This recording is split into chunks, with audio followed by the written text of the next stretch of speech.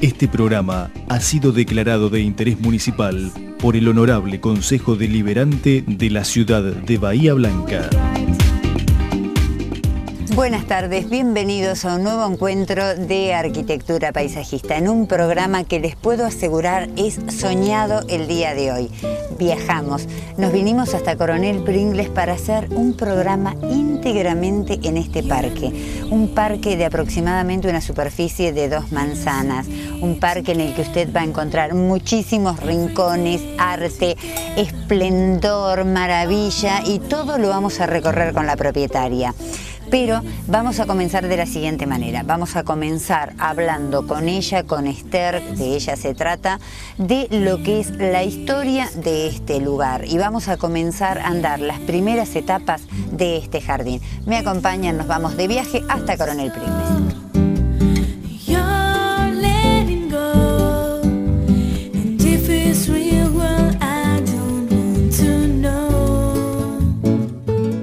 Bueno, Esther, un placer estar en este tu espacio. Gracias por recibirnos. Gracias a vos. No, un gusto para nosotros. Y comenzá a contarme un poquito la historia de este lugar. La historia de este lugar en realidad tiene que ver un poco con lo que sentí toda mi vida, porque yo me crié en el campo, mi primera infancia fue en el campo, y cuando vine a vivir a Pringles, que no tenía otra alternativa porque mi marido era médico, no podía volver al campo, dije buscar un lugar que tenga un poco las características. Hay un dicho que dice, un sabio que dice, si no es posible lograr tu ideal, trata por lo menos de idealizar tu realidad. Entonces, buscando siempre en Pringles algún lugar que tuviera espacio, encontramos estas 2 manzanas que en aquel momento eran alejadas. Tal es así que nos decían, ¿cómo se van a ir tan lejos? Y bueno, quedamos ahora en el centro, sí. Pero en ese momento era todo tierra, el lugar era inhóspito, estaba lleno de cuevas, alambres caídos, pajas. Bueno, eso fue en el 1983, cuando compramos esta quinta. La empezamos a limpiar y a trabajar, pero en realidad también empezábamos en ese momento con el grupo Jardín, que tiene que ver con los grupos adheridos a CREA.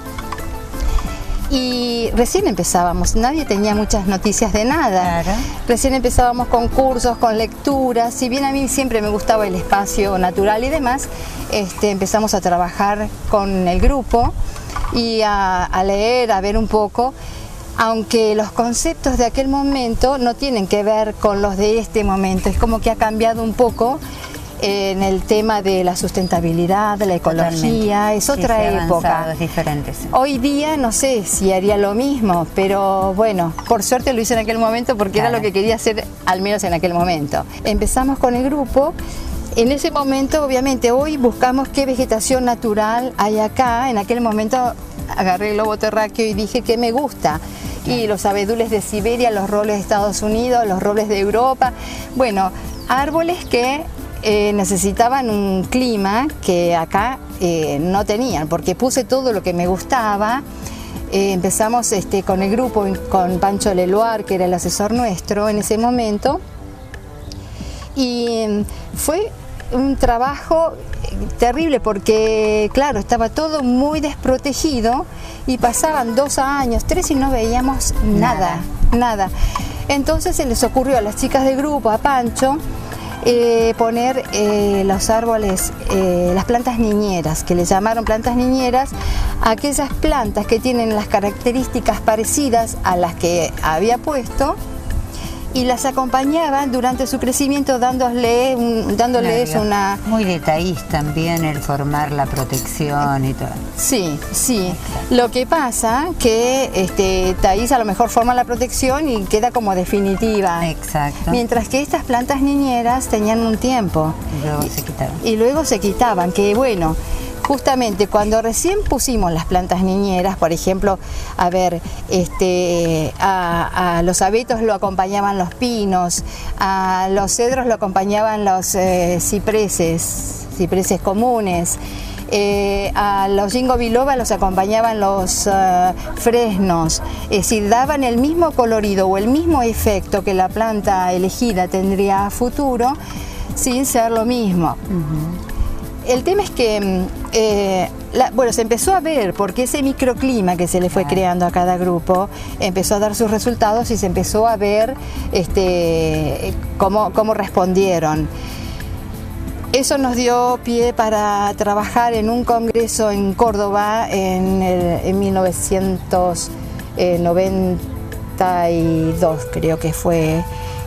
Nos dio pie para mostrar cómo, acompañando a las plantas definitivas, podíamos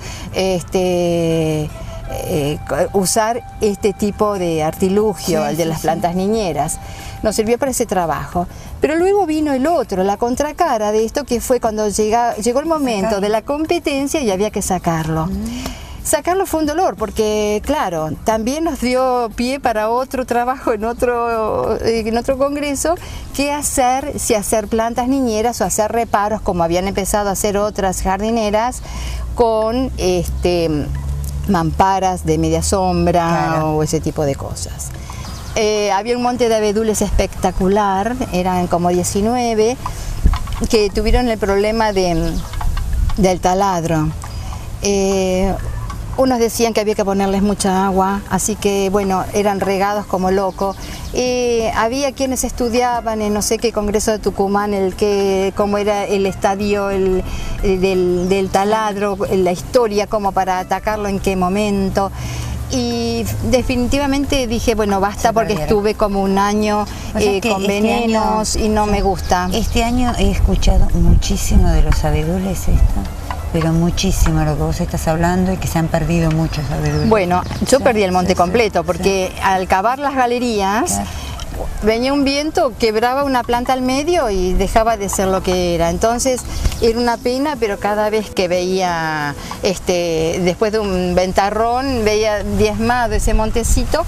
Entonces lo saqué y puse 3 álamos en su lugar, que son súper rústicos, están espectaculares y bueno, si no están cerca de la casa por el tema de las raíces, es una opción fantástica, porque es un árbol espectacular y bueno, da alegría.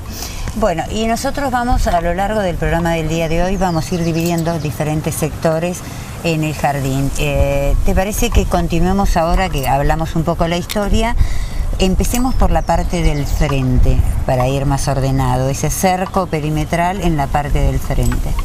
En la parte del frente, bueno, como te decía que al principio tampoco sabíamos demasiado, nos largamos haciendo el perímetro, una cortina de árboles tupida, como para dar privacidad y morigerar el viento. Y en el frente de la quinta eran arbustos, que son los piracantas, que bueno,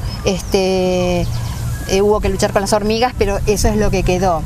Luego, al ir incursionando en la lectura, en los aportes, uno tiene que ver el arte del jardín con las demás artes. Haciendo un parangón con la música, por ejemplo, se encontró que al poner, que pedía el frente algo fuerte, como eran los cipreses piramidales enmarcando la entrada. Esos cipreses tienen que ver con los acordes de la Quinta Sinfonía, que empieza con esos 3 acordes que fue con los que jugó siempre Beethoven en su juventud, y al final la quinta la sacó allá a lo lejos. Pero así entonces entra en la quinta con los 3 acordes de la quinta, ¿no? Ta, ta, ta, ta. Bueno, luego seguía un poco con la música, que van los violines a un lado y al otro, y hay lirios de un lado, lirios del otro, y bueno, tenía que ver con la música. Y terminaba ese primer tiempo de la quinta con algo que no fue buscando la sinfonía, es como que se fue leyendo después, es como que surgió, así como la música por un lado, también en el jardín surge algo que justo coincide, como coinciden tantas ideas en el mundo, porque si cómo se le ocurrió esto en China y al otro en Estados Unidos, y de repente es la misma idea que surge, ¿no?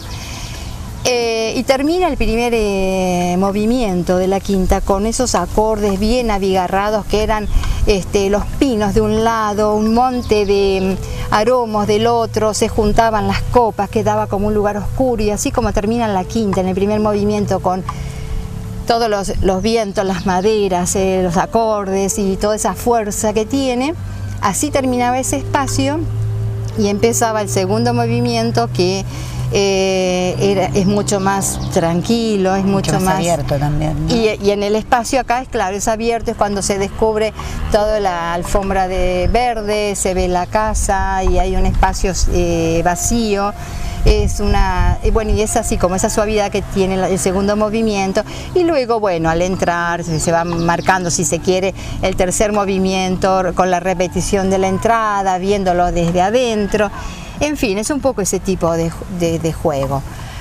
Se hizo el perímetro y el perímetro quedó compacto y lindísimo en el primer tiempo, con una variedad de afuera y otra variedad de adentro por una cuestión de costos. Adentro es un híbrido que es el cuprés ossípari leylandi, y afuera es un ciprés común que era, bueno, diferente, no tan lindo porque es un árbol hecho de semilla, entonces no todos son iguales, pero de adentro quedaba una cortina perfecta. Al principio todo marchaba bien, hasta que después estas teorías y este crecimiento y todo esto, fuimos viendo que en realidad parecía una caja y decíamos, es necesario abrir de alguna manera, hacer una ventana, un claro, que se pueda ver algo más del cielo. Había como una necesidad de apertura. Bueno, estaba pensando cómo haría para cortar algo de eso, que también me daba pena, pero era verdad que era necesario. Y en el 2002 vino una inundación impresionante, tengo unas fotos por ahí donde está todo bajo agua. Bueno, a la casa no llegó, pero en realidad estaba todo bajo agua. Y luego de eso un viento fuertísimo y tiró 20 árboles del perímetro. Y digo, lo que es increíble, lo que yo estaba buscando en realidad lo logré por bueno, sí, cuestiones así de la naturaleza. Y hay abras ahora, bueno, no sé si allá se pueden ver algunas abras, sí. En fin, dio un poco de aire, entonces permite en la mañana sombras y luces, cuando entra el sol, algunos marcan la sombra, otros las luces.